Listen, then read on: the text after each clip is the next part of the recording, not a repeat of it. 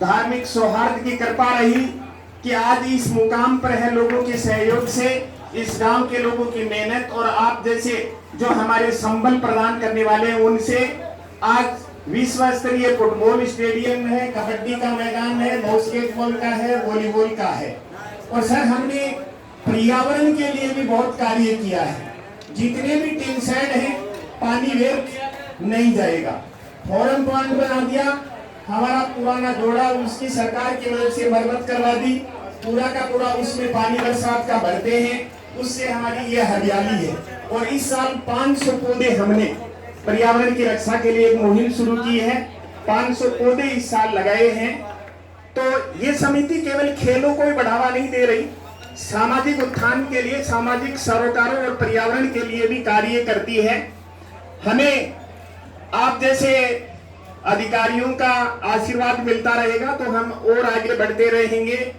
हम चाहते हैं कि ये रात्रि कार्यक्रम जो है हमारा, इसमें अभी तो भीड़ नहीं हुई, लेकिन 50,000 से ऊपर भीड़ क्रॉस कर जाएगी अभी, तो उसमें थोड़ा सा हमें संबल आपके डिपार्टमेंट का चाहिए, आदरणीय एसएचओ साहब का चाहिए।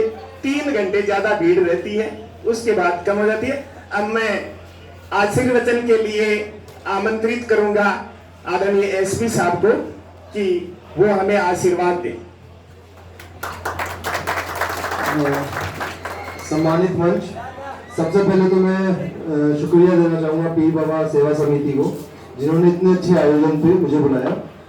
जब दिन में ताराचंद जी ने मुझे इनवाइट किया तो मुझे नहीं पता था कि इतना बड़ा और भव्य आयोजन है।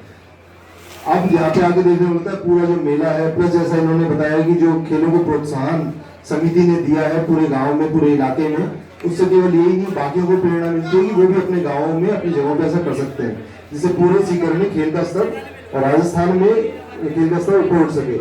अभी जो ग्राउंड्स मैंने देखे, चाहे वो बास्केटबॉल का ग्राउंड हो, चाहे वो वॉलीबॉल का ग्राउंड हो, चाहे कबड्डी का हो, और फुटबॉल का जिन्होंने बताया तो विश्व स्तरीय ग्राउंड है, तो ये सब एक गांव में होना, गांव के समिति के द्वारा मेंटेन करना, और वो भी केवल किसी बिना किसी बाहरी सहायता के, स्वयं से ही उससे, तो ये बहुत बड़ी बात है। और इनसे बाकी गाँवों को, बाकी लोगों को भी प्रेरणा लेनी चाहिए कि वो भी अपने अपने गाँव में, अपने अपने इलाकों में इस तरह की समितियां बनाकर और इस तरह के पूरे जन सहयोग से इतने बड़े और इतने अच्छे प्रांगण को, खेल प्रांगण को चला सकते हैं, बच्चों को प्रोत्साहित कर सकते हैं, खेल के स्तर को उठा सकते हैं।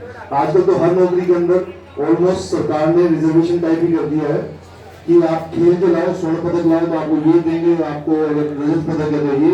इवन पुलिस के अंदर भी अगर आप नेशनल लेके आते हो पुलिस गेम्स में, तो उसमें प्रमोशन के अंदर या भर्ती के अंदर आपका अलग से कोटा है। तो ये बहुत ही अच्छी बात है। ऐसा मेरे ख्याल से आर्मी में, रेलवे में भी इसमें बहुत ही सहायता मिलती होगी। तो उस क्षेत्र के सारे बच्चे खेल कूद में आगे बढ़ेंगे तो उनको ना केवल स्वस्थ शरीर बल्कि आगे जाके उनके जो रोजगार के अवसर है उसमें भी निश्चित रूप से उनको बहुत अच्छा करने को मिलेगा। और अगर खेल में वो उत्कृष्टता हासिल करता है तो फिर तो बात ही अलग है कि वो राष्ट्रीय अंतर्राष्ट्रीय स्तर पर देश का नाम रोशन करे, इससे बढ़ के कोई खुशी की बात नहीं होगी।